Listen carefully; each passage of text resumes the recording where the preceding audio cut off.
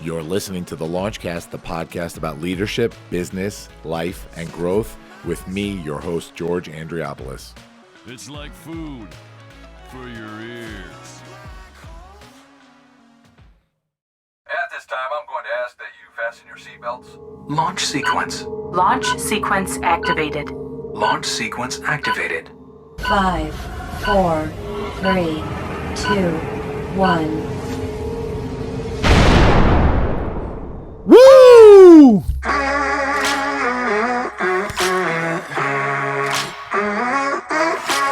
Hey, everybody. Welcome to the Launchcast.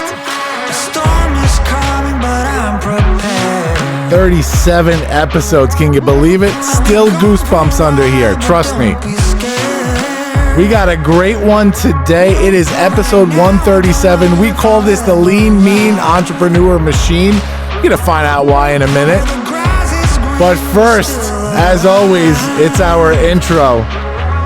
It's the LaunchDad himself bringing you your favorite podcast on the planet. Leadership, business, life, growth. Come on, you know the deal, guys, as the beat drops. Into the black hole. Hey, everybody. Welcome back to the Launchcast. It is another Monday morning here at 6 a.m. I know that's when you're downloading this. Every single Monday morning at 6 a.m. on all podcast platforms. I'm excited this week. I know last week we did the interview the day we came home from the hospital with my daughter, which was incredible. We did the Justice for Jason interview. A lot of good feedback from you guys on that and on the cause. So keep following that GoFundMe that we had sent out last week. But I'm excited this week. We are back to another business interview. This is my bread and butter here. We're talking leadership on episode 137 with my guest. Let me bring him on screen here. There we go. Brant Cooper, everybody. Thank you so much for being here, Brant. Hey, George, thanks for having me, man. Now that is an intro. Storm is coming, but we're all prepared, right? Nice. Thank you. I appreciate it, man. Let me do the bio here, guys. So Brant Cooper. Brant is the author of the New York Times bestseller, The Lean Entrepreneur, and CEO of Moves the Needle. With over 2 decades of expertise helping companies bring innovative products to market, he blends design thinking, lean methodology to ignite entrepreneurial action within large organizations. He has experienced monumental milestones such as IPOs, acquisitions, rapid growth, and crushing failure. He serves as a keynote speaker, advisor to entrepreneurs, accelerators, and corporate leaders, and in his current venture, Moves the Needle, empowers organizations to be closer to customers, move faster, and act bolder. Man, that's a mouthful of a bio, Brant. Did I get enough buzzwords in there? You did. I think you did. All of them are in there. Let's kick it off, man. I'm going to start this the way we kick off every single interview. Brant, are you a leader? Yes, I'm a leader. Talk to me about that. What is your definition of a leader? The definition of a leader to me is empowering others to be all that they can be. So inside of my own company, you know, there's a Gary Ridge, CEO of WD-40 here in San Diego, wrote a book, and I don't even remember the title of the book, but I remember his subtitle. And the subtitle is, "Don't measure my performance, teach me how to get an A." And I really love that because we are obsessed with, KPIs and OKRs and measuring performance. And there's a, startup mythology around, only hire A players. And if anybody's looked at a bell curve, you know how many A players there are out in the world. The responsibility of a leadership is to create A players. It's teach people how to get an A. And I think it's just a great definition of leadership in my. Yeah, I love that, Brant. So I want to do this interview a little bit different. I know we usually go through a chronology of our guest lives. We do this Howard Stern style usually. We start at baby and we come to today, right? But I'm so so enamored by the work that you do. I don't know what kind of background they gave you on me before Kidcaster hooked up this interview, but I own a management consulting firm. So I do corporate turnaround for a living. This is just my way of talking about the leadership that I've learned within my industry and my journey in my life, and sort of teaching it to others. But this methodology that you talk about within working with organizations, it's so important for people to realize that, man, like the gift is there already. It's a matter of bringing it out of people, isn't it? You're spot on. I hear often, like from corporate innovators, oh, I need leadership bought in, or how do I get leaders to buy in, or leaders aren't bought into whatever it is they're trying to do, and I think that that's actually fundamentally wrong. So it's sort of funny that maybe I just naturally have empathy for leaders, but actually teaching people how to get empathy for leaders is how you get leaders on your side. And from the other side, you teach leaders how to get empathy, and suddenly people can talk to each other, and you're way further down the path. But there's this, the ability is already there. And matter of fact, I even tell people, you don't need to bring me in. Here's your tools. You have this. You need to unleash the power that you already have within. And, I want them to bring me in anyway, believe me. But it isn't really about what's between my ears, right? I'm actually not teaching them anything, unleashing what they already have. Yeah. So I want to talk to you a little bit about a discovery that I made super early on when I started my company, and I'd love to get your take on this. So, management consulting firm, right? The expectation from the employees is that you're coming into clean house, right? You're coming into clean house, completely change, reinvent the wheel, completely change how they've been running their organization, and bring new methodologies and run everything off of an analysis and KPIs and all that, right? I made a discovery very early on at a small client that I was consulting for, where I took this approach of interviewing every single employee in that company. And so they were small enough where it was about 40 people where we could get it done. And I'm talking from like C-level down to like security guards. And that was the point where I discovered, after speaking to everybody, that, man, these people know the inner runnings of this company better than the C-level people, better than the managers, and they have ideas that can work. Yeah, not all of them are going to work. I get it. But just opening up that dialogue, and it was tough because it was almost like a psychological battle between management and the rest of the staff while we were going through it. But once we got past that hump, it taught me exactly what you said. I'm the tool. I'm bringing the tools and resources. I'll come in and I'm sure you've experienced this, where you'll leave and people think, man, where did you learn all this? You're like the best thing that happened to our business ever. And it's like, I don't know shit. You guys knew it. I just asked you to tell me how to fix the problem, and you paid me a lot of money to do that. Yeah. It's so much of it is just around communication. It's interesting. I mean, and to be honest, I struggle with it even inside my own company. I mean, I think that, I do a lot of writing, and so words are important to me. And I think, what I need to do is take people at their word. And it's just extraordinary to me that generally people have a tough time meaning what they say and saying what they mean. Yeah. And if you sort of just realize that and work with people and learn to listen better and help, sort of pare it back. And, there's a bunch of techniques to try to get the communication to actually happen, despite the difficulties with meaning. Yeah, for sure. I love that. So let's take it back a little. I want to hear about the journey to where you are now.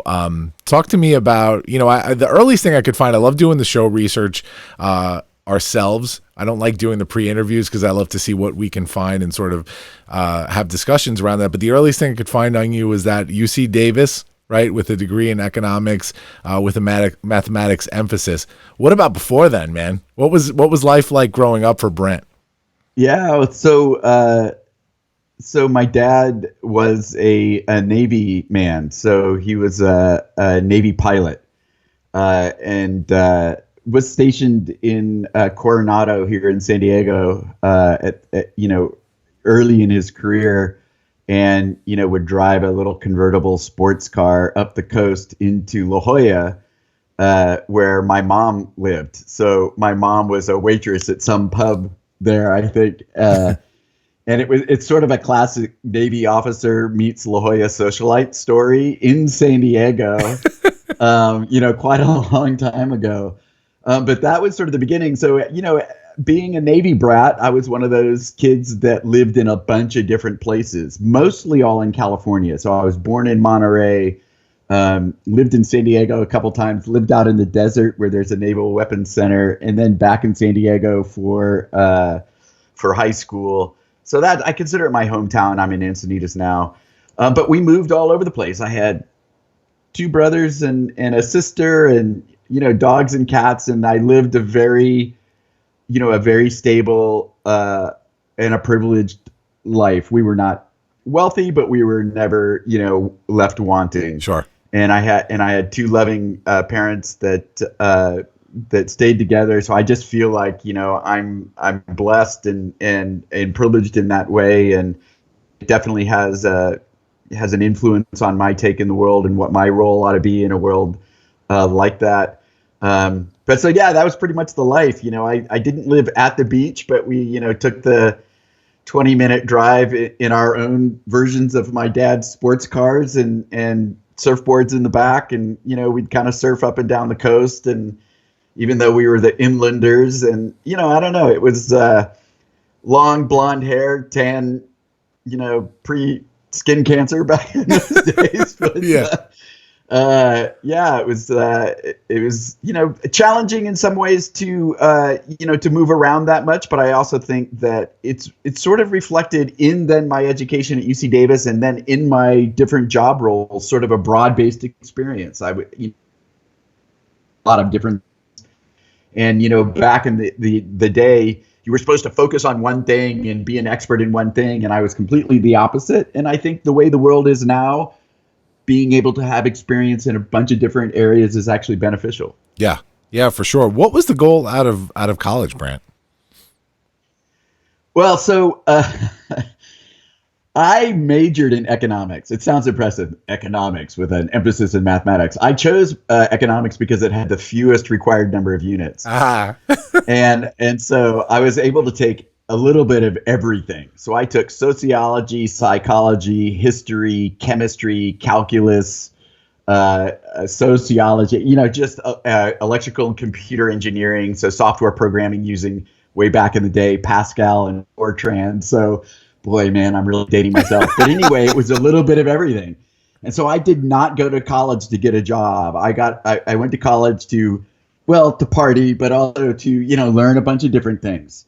And so I sort of bummed around for a year, and then I got a job through my dad's, he was post-Navy at that time, but had a lot of contracting. So I joined as a junior consultant in a consulting firm back in Washington, D.C. So I lived back in D.C. for a couple of years.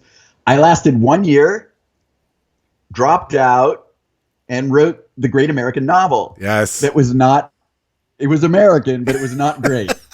So clearly there are some geniuses in the world that in your 20s you can actually write an amazing, great novel. But to me, mine was sort of trite and sophomoric and more like what an average 20-year-old can create. You need to live a little bit more before you actually can write a novel that matters.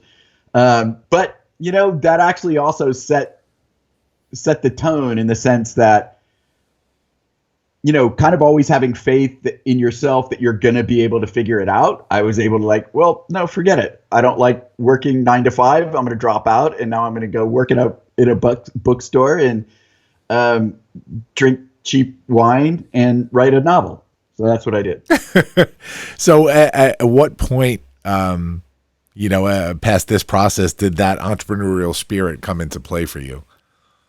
Yeah, well, I think it's already there, right? It's already nascent, the fact that you can just sort of go out on your own. So I didn't know what was up after I was done with the novel. And, back in those days, it was not easy to even reach out to agents or publications. Everything was done by snail mail. Sure. And so I did a little bit of that, but I didn't really try very hard. And I got in my pickup truck and spent 3 or 4 months crossing the country and ended up in the Bay Area. Met my soon, or not even soon at that point, but my to-be wife. I'm divorced now, by the way, but my to-be wife at that time in San Francisco, and started a whole new life there and really joined companies. I ended up being kind of the computer guy at a couple more consulting companies before I leveraged that to get into the startup scene. So 97, joined my first startup. Yeah. And that was actually an exercise in entrepreneurialism too. So I'm not on my own, but this is my first real indication of what a tech startup is like. And all of the early employees, to be honest, are entrepreneurial. I ended up joining that. My journey towards entrepreneurialism was based upon the fact that I was a horrible employee. And I was a horrible employee because I didn't do what my managers told me to do. Yeah. Because I felt like I knew how to do it better. And so I was tossed around like a hot potato in all of the jobs I ever had because I was unmanageable.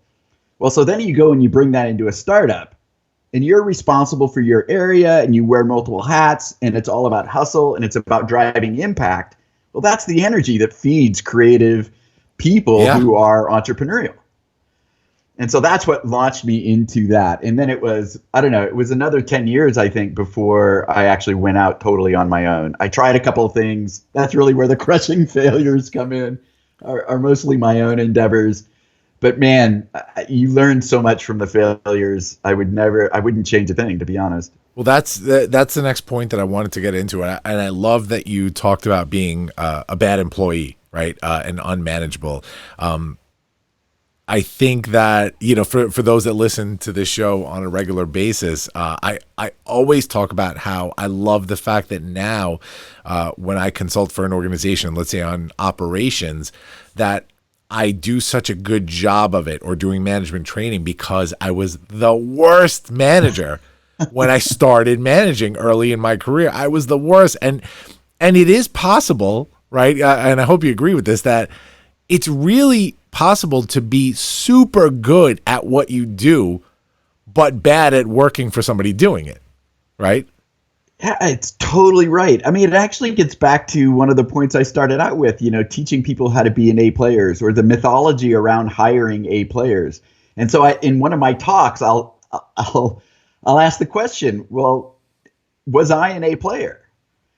And if you hire somebody that's supposedly an A player, like a software engineer who is entrepreneurial and just writes mad code, and maybe she's early in a startup and just rocks it, and then the startup succeeds, and suddenly she finds that she's got 3 or 4 layers of management on top, and she hates it because it's not the environment, it's not the milieu where she thrives in. And then you ask the question, well, she was an A player before, but she's not an A player now. As a leader, am I putting people into the right position where they can thrive, where they can be where they're the best? That's our responsibility. Right, for sure. Going back for a second, so you mentioned it before, but in your media kit, I noticed that one line that says he has experienced monumental milestones such as IPO, blah, blah, blah, and crushing failure. And I love that you're so honest about talking about that. Why is it important that entrepreneurs know both sides of the coin, of the failures and the successes? Yeah, I think that human beings are failure machines. It's what we actually do. That's how we learn. From the moments, when your new baby just first tries to walk. Yeah. Gonna fall down, right? Yeah. First learns to talk, first learns to ride the bike. As adults, first time we try to find a life partner, we fail.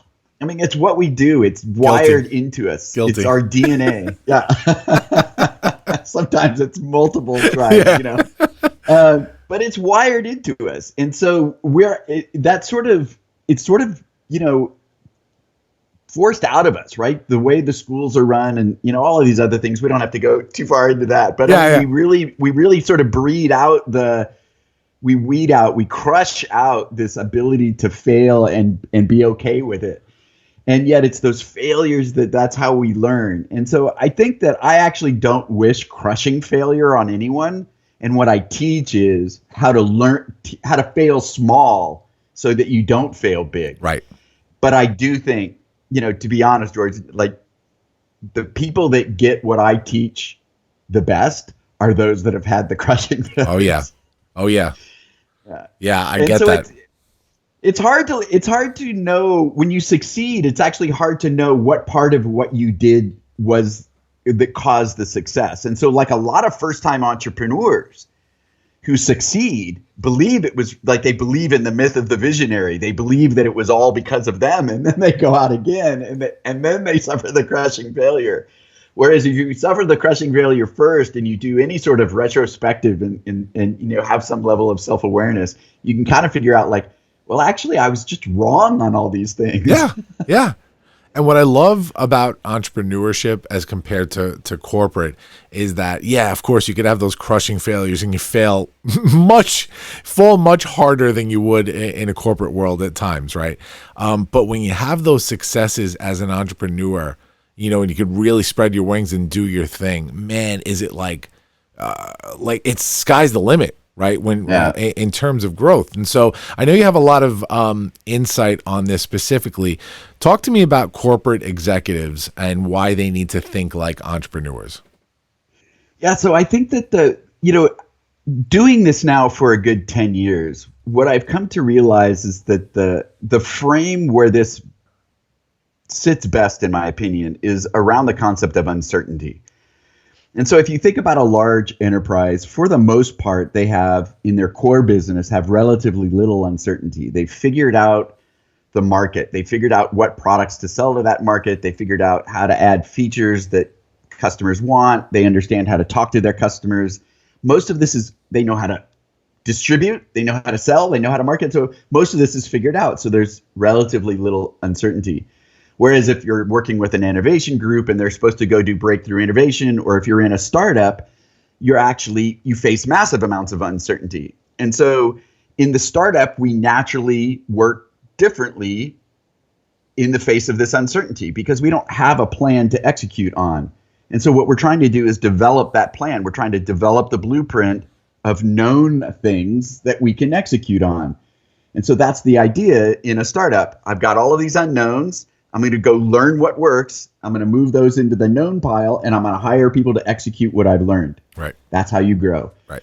Well, so in reality, there's uncertainty that exists all across a company. It's a continuum, not this binary known versus unknown. So in the corporate world, how am I going to hit my numbers this year? How am I going to hit my numbers next year? How am I going to replace the declining revenues of this product 2 or 3 years down the road?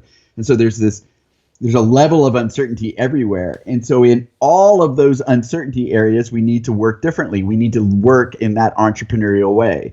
And so that's where that mindset needs to come into leadership. They need to figure out and admit when they don't know, and then they have to lead as well as operate themselves differently in that unknown. And so then they have to learn how to balance that work, that execution versus that learning all across the continuum, all across the business. And for today, as well as reaching into the future. And so again, the hook is this uncertainty part. We have to be able to admit uncertainty, and then we have to work differently to overcome that. Yeah. Love that, man. Love that. Well, and so the pandemic really drives that home. Right? Oh, for sure. So I'm guessing you've experienced this too. You talk to leaders and they're like, well, we just have to buckle down. We have to go back to what we know because this is the way we're going to survive these turbulent times of the pandemic. And I asked them, well, what do you know?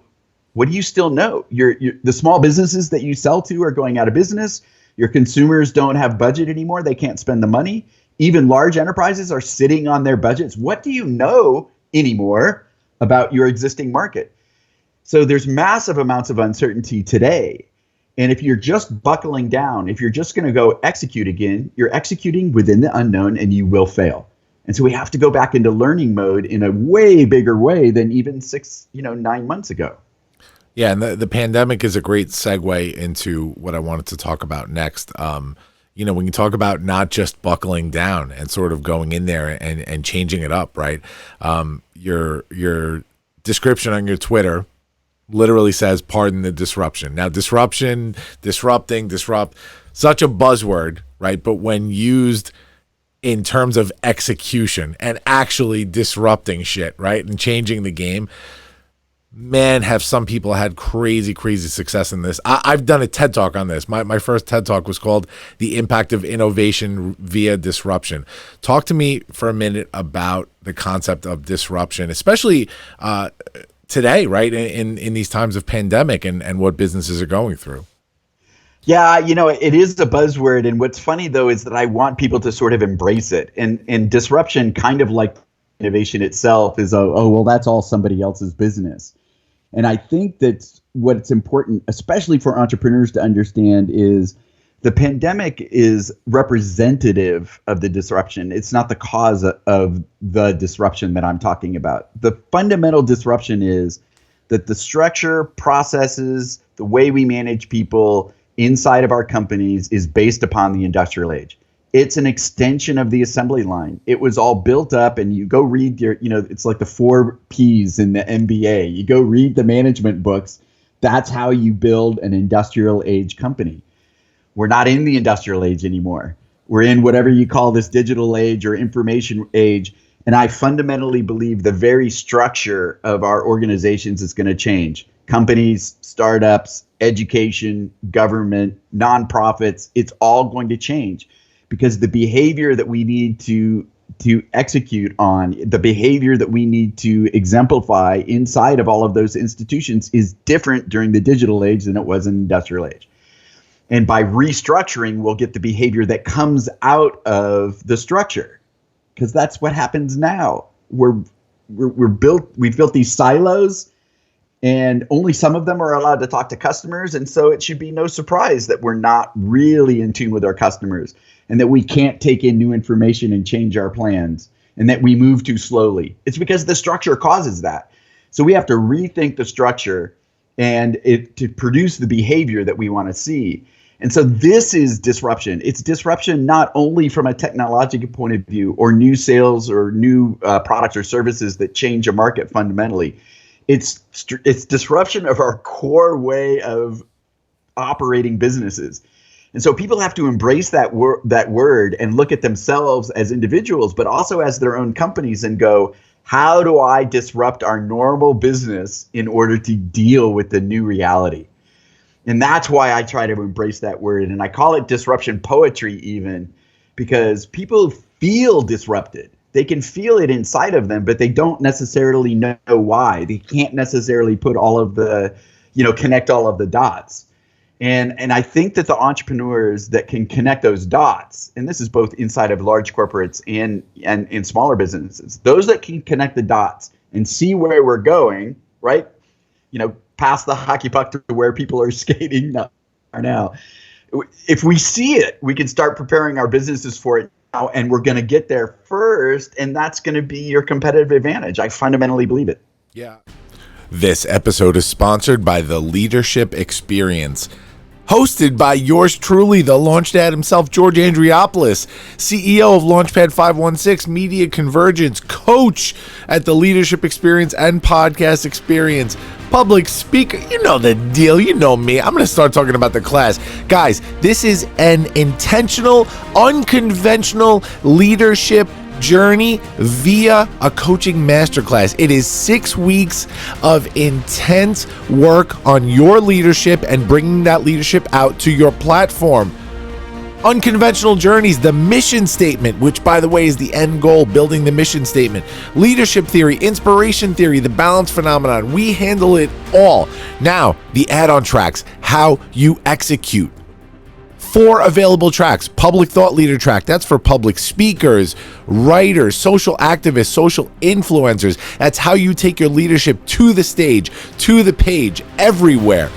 the entrepreneur track for business owners and aspiring business owners, the career leader track for professionals looking to bring their leadership to a new level, and the podcast experience, building your own podcast start to finish, all the tech specs, all the leadership stuff, bringing your message to the people, and more. Interview 101, voice 101, the whole deal. It is a killer class.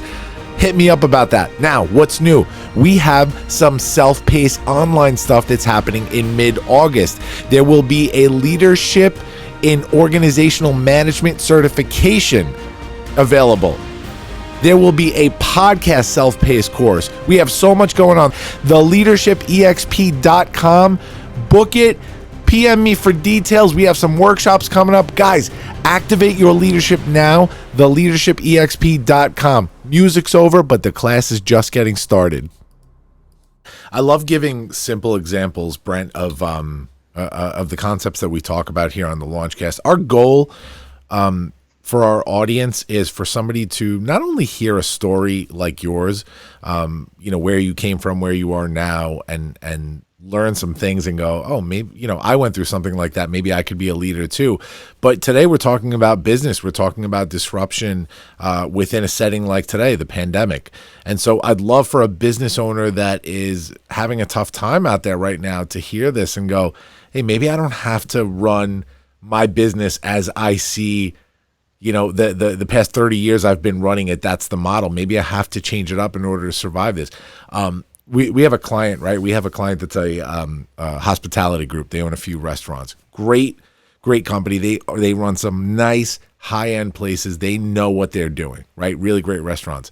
And so one of their restaurants that's in one town, they decided to open up a new location about 20 miles away, and it was a much higher-end version. It was it went from just a family-style Italian place to now an Italian steakhouse.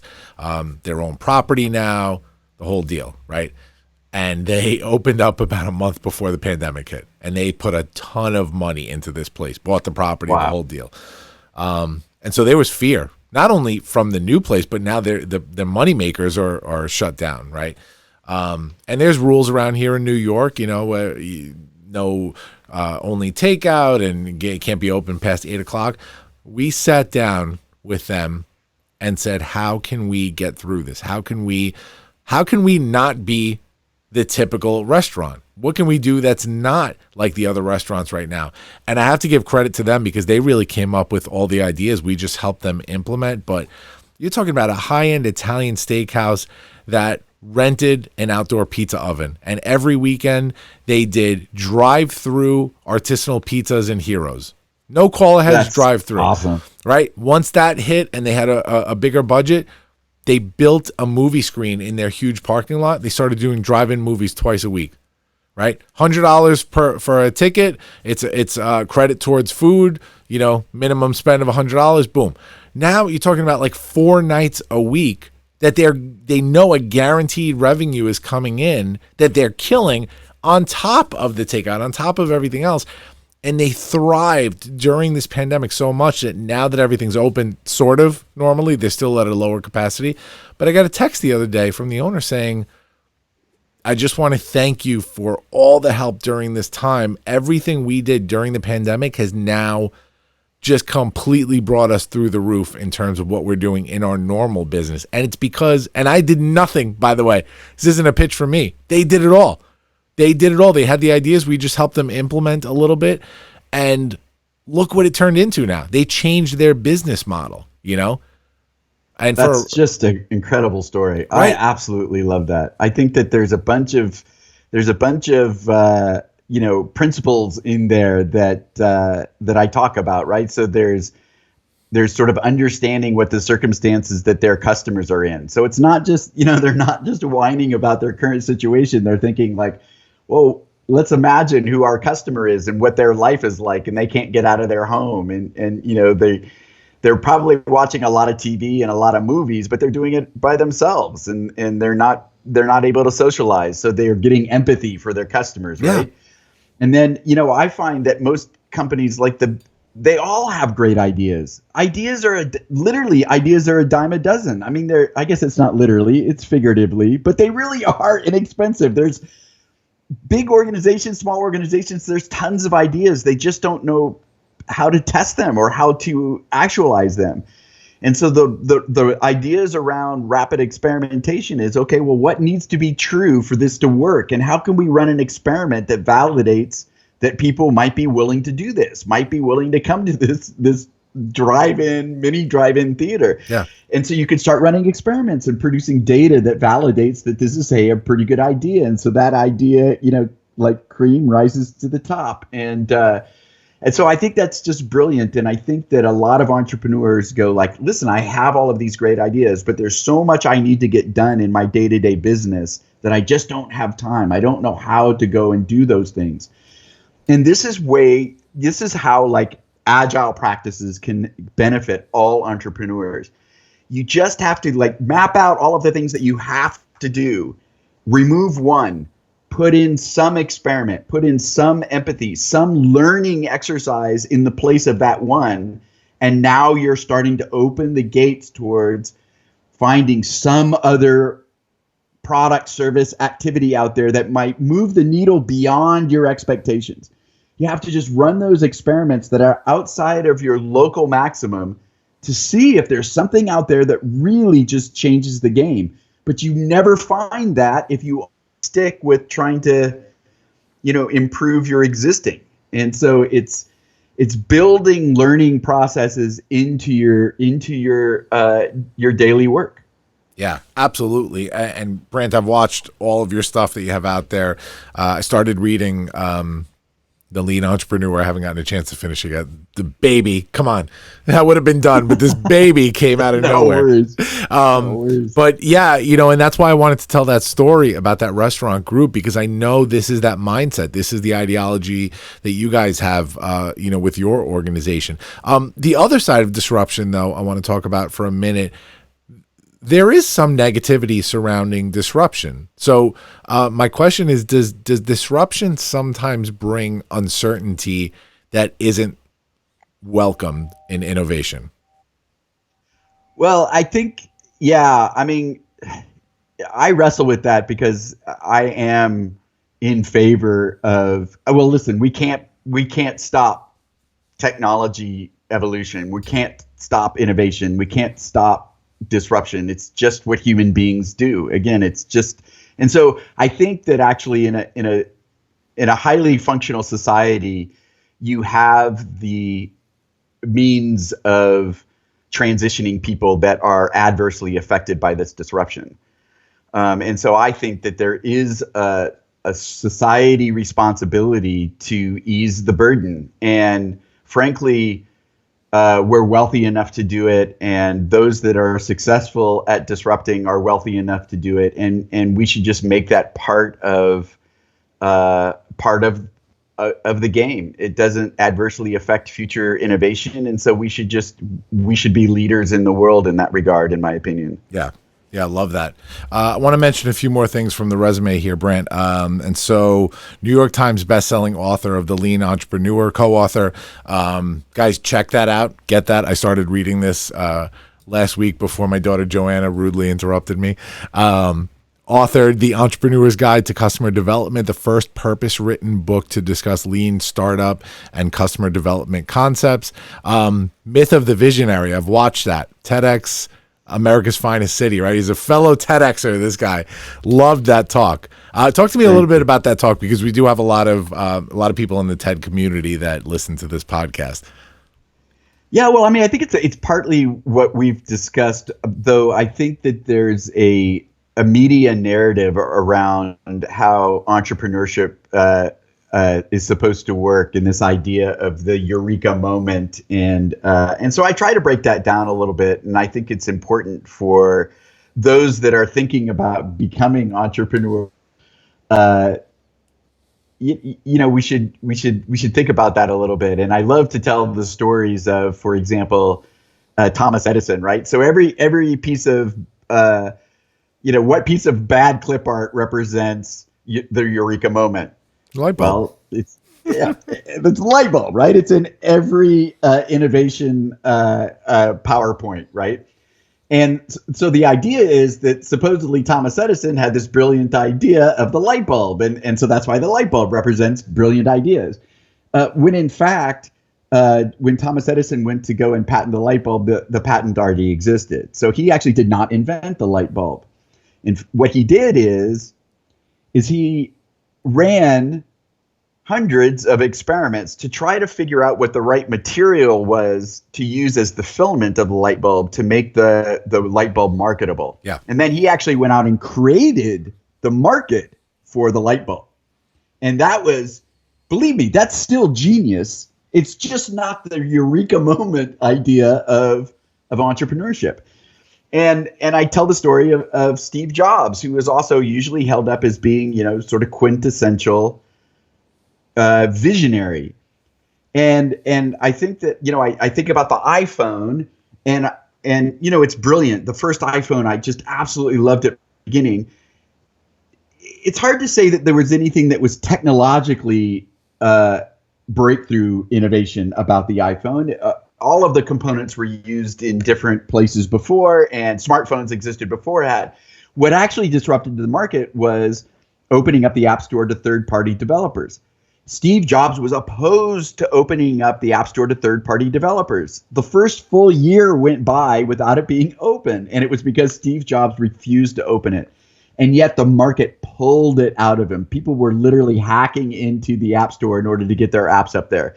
And then he relented. So in that sense, again, I believe he was a genius.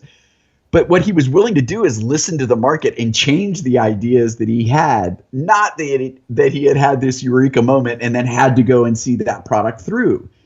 And so my TED Talk was really about this phenomenon. Not only was it a little bit about my own personal journey, about having to I have to remind myself to wake up and go and make the change that you want to see, right? That's fundamentally what entrepreneurs need to do and want to do. They're not about making wealth comes through the success of you changing what you want to change.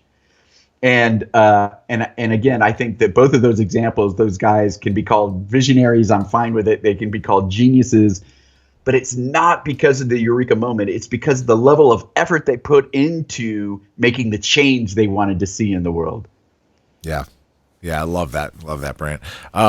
So let's move on. 2013, you founded Moves the Needle, which brings an entrepreneurial spirit to the enterprise. Moves the Needle ignites entrepreneurial action within organizations by educating, enabling, and empowering people to be closer to the customer, move faster, and act bolder, leveraging design thinking and lean startup principles tailored for the enterprise. MTN's lean innovation boot camps, accelerator programs, and strategic advising create immediate and lasting impact. Tell us more about Moves the Needle.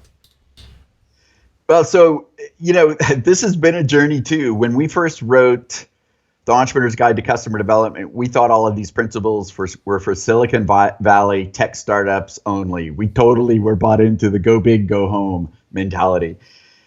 10 years later, I believe it's for everybody. It's for small businesses, it's for startups, and it is required inside large enterprises. And it really is, again, based upon this need that I discussed to face down uncertainty wherever it exists.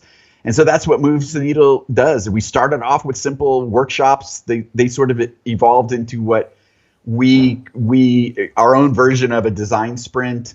Then we did whole accelerator programs for these, and then we had to start getting up into the leadership. So like management consultant people like yourselves are so valuable, and they operate often at a strategic level that we actually do not operate in. And what a lot of great leadership consultants do is teach this new behavior to leaders. Things like empathy and vulnerability and admitting that they don't know and being able to look at the world and their employees in slightly different ways.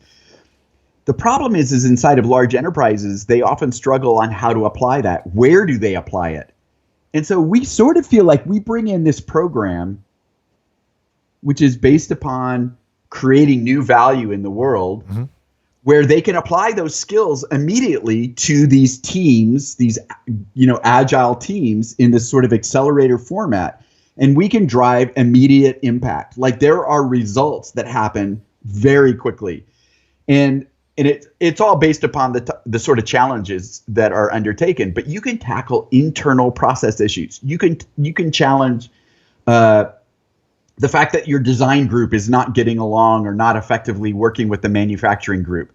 You could look at HR that wants to roll out a new performance management system, but you treat them like startup entrepreneurs and they need to go learn before they do it. And you can, of course, do product-facing changes, both small in terms of, adding new features and those sort of things, to really big changes like digital transformation. It really runs the full gamut. And so not all of it is immediate impact, but you could choose projects that have immediate impact and your return is immediate. And to be honest, one of the most fundamental impacts after going through one of these programs is that the employees say, I never want to go back to the way I was working before. Yeah. And the leaders say the same thing, because you've just unleashed so much creativity and so much inspiration. People want to come to work.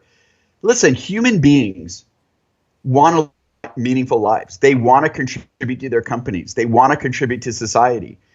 And I fundamentally believe that if you give smart people a wicked problem and you empower them to go and figure out and solve that problem and the right metrics to hold them accountable, they will solve the problem eventually. They will go and do it.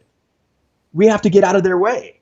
So we provide the structure, the space, and again, how we hold them accountable. The metrics are super important, and it's really hard, and we don't do it very well.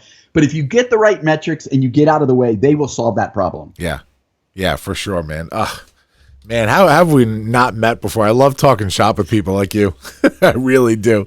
It's just I love the heightened, the enlightenment in business that comes from understanding that we could figure this shit out, right? Like we could figure this shit out ourselves. Hey, it's so true. And actually, I do have another book underway. The Hachette book group there in New York is going to publish it, and it really is about bringing this into leadership inside of these large enterprises. Because, listen, you kicked off this conversation around the fact that people already have this in them, and these corporations actually already have this ability in them too. And I am fundamentally, I'm a capitalist. Capitalism has driven so much value in the world. Yeah. But we've sort of lost our way, and we're focused too much on wealth creation. And what we have to do is return to this idea of creating value for human beings in the world. And you know what? One of the results of focusing on creating value is wealth. I mean, it's a byproduct. It's a byproduct, right? Of solving problems. So let's get back to solving problems, and the entrepreneurs and even the big corporations continue to generate wealth. That is the just reward of the very difficult part of entrepreneurship. There's no doubt about it. But rarely do I meet entrepreneurs whose main goal is wealth creation. Their main goal is to change the world in some positive way.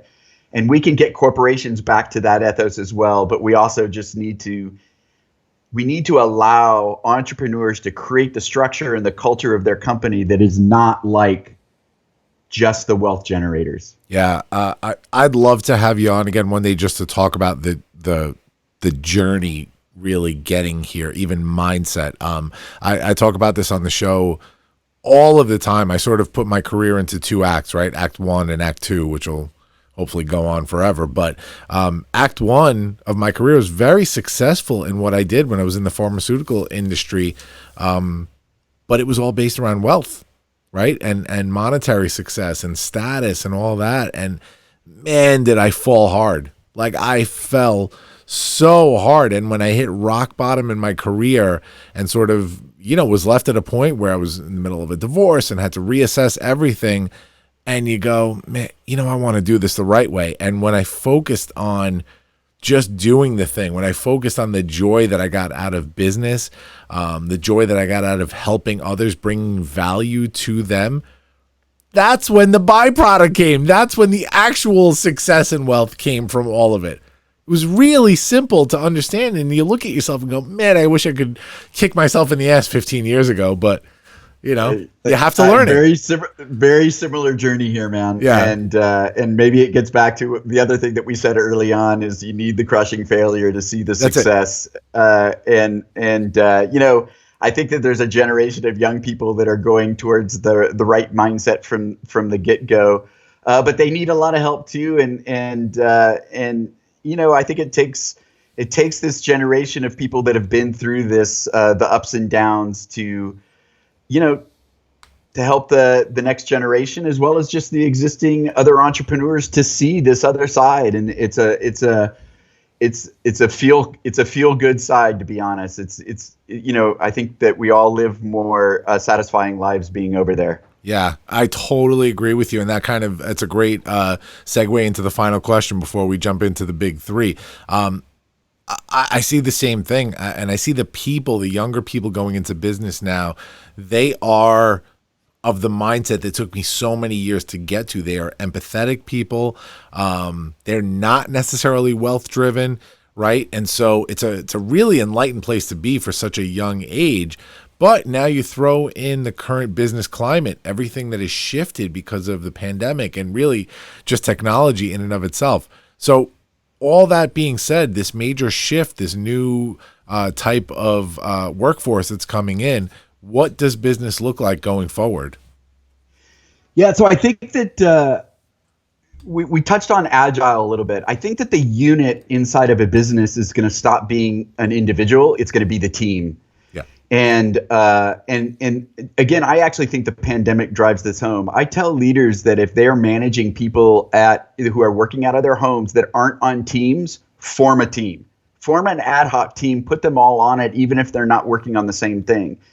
Have them practice basic agile principles like, you know, daily stand-ups, retrospectives, sprint planning, which is when they commit to what they're working on over some duration, and have them get on regular video calls, not where that's a meeting, but where they're just working with everybody's video on.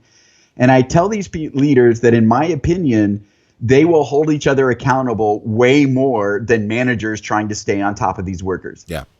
And so I think that the fundamental change is going to come, and we're already seeing signs of it, that agile is the unit of work, the agile team, and we're measuring their performance based upon the impact they're driving, not based upon how many times they're doing some task over and over again. Forget the KPIs, forget the OKRs. We know how to do that, I think, intuitively.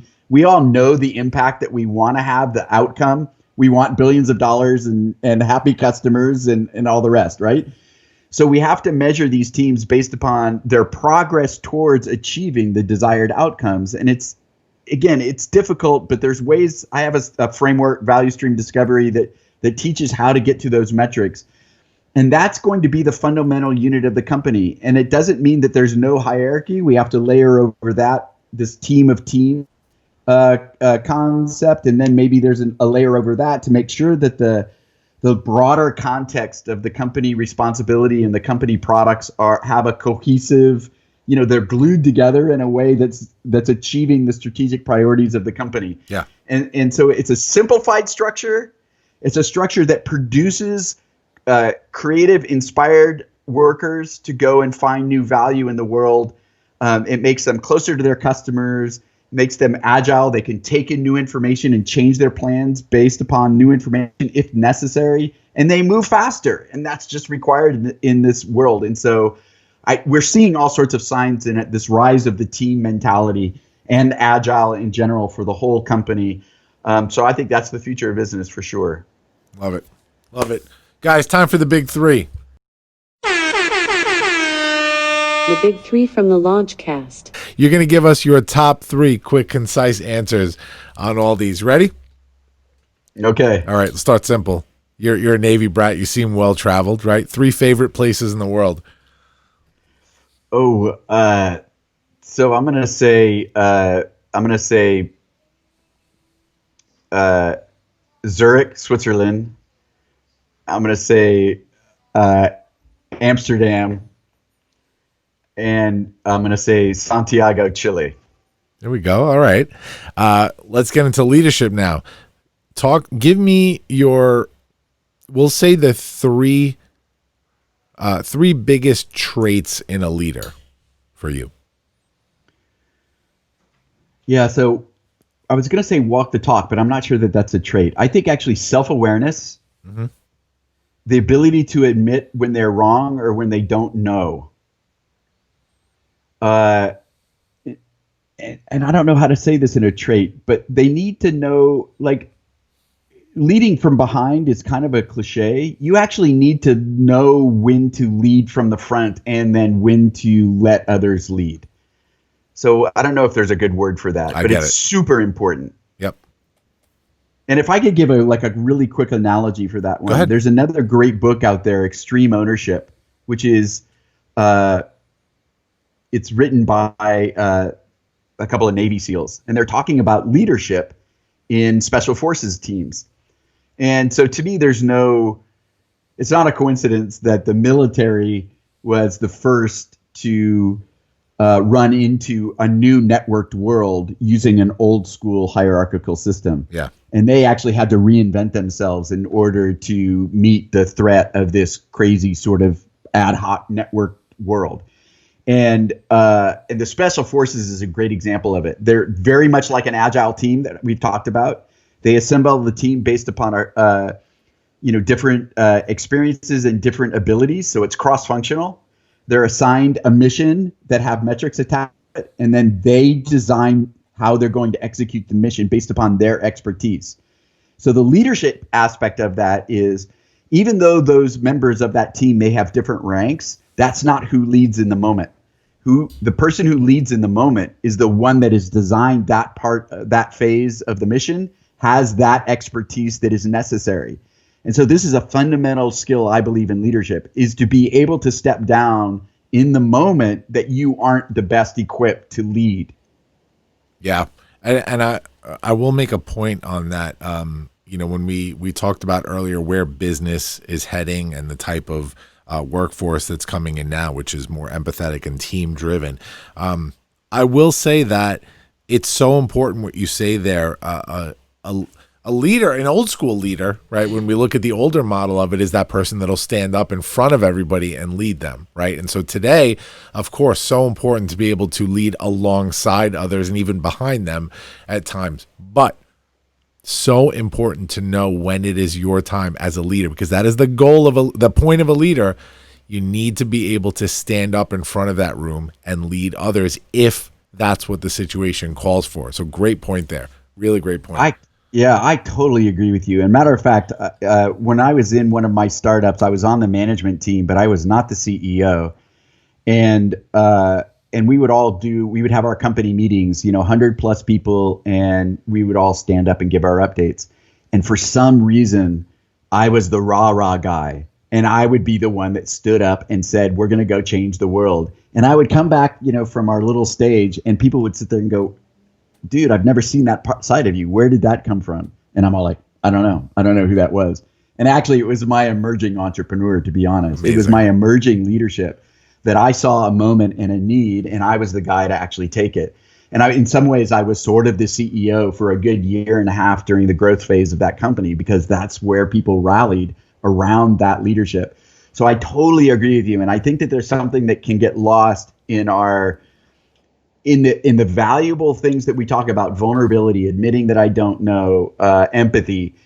That doesn't mean that it's soft or it's this or that. You're still responsible for, the hill that we're going to conquer. You're just willing to be wrong about how we get there. Yeah. But you're the one that's planting the flag up there going like, this is where we're headed, people. Yeah. Love that. Three components. So this may be a tough one to do, but I think we can pull it off. Three components of effective disruption. Listen, I'm gonna go to. I have like my 5 E's of disruption poetry, right? Empathy. So this is not doing what your customers say they want. It's understanding why they're saying what they're. And you don't even have to act on the empathy necessarily, because you have to look at the market at whole. But customer insights and your competitive differentiation is going to come from how deeply you understand your customers. Experiments.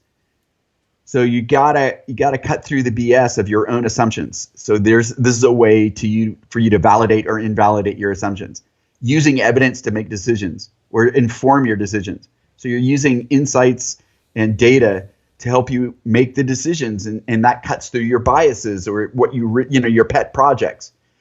Equilibrium, how we actually balance this execution that we have to do to hit our numbers and this learning mode so that we hit our numbers more efficiently or we hit our numbers in the future. And the final E is ethics. We learn so much from our customers. We run these experiments. We need to, again, move from the wealth creation to the value creation. It's our responsibility to these customers and to society to act in an ethical way with our customers.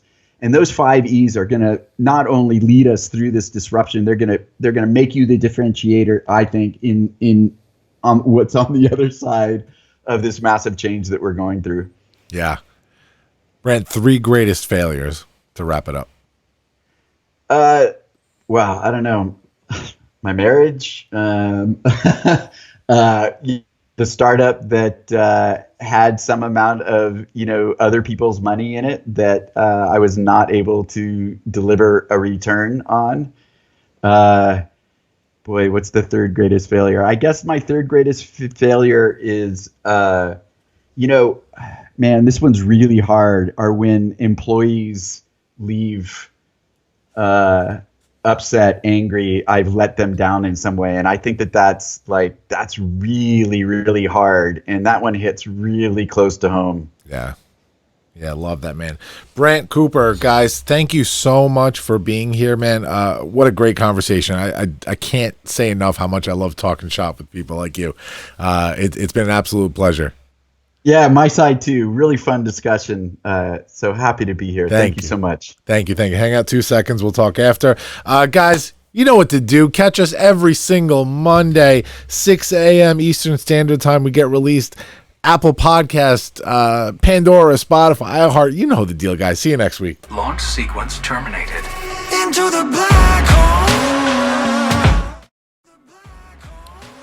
Thanks for listening to the Launchcast today. Please make sure to subscribe to this feed wherever podcasts are available. Follow me, George Andriopoulos, at Launchpad CEO on Facebook, Twitter, or Instagram. And make sure to visit our website, guys, thelaunchcast.com. Looking forward to the next episode. See you soon, guys.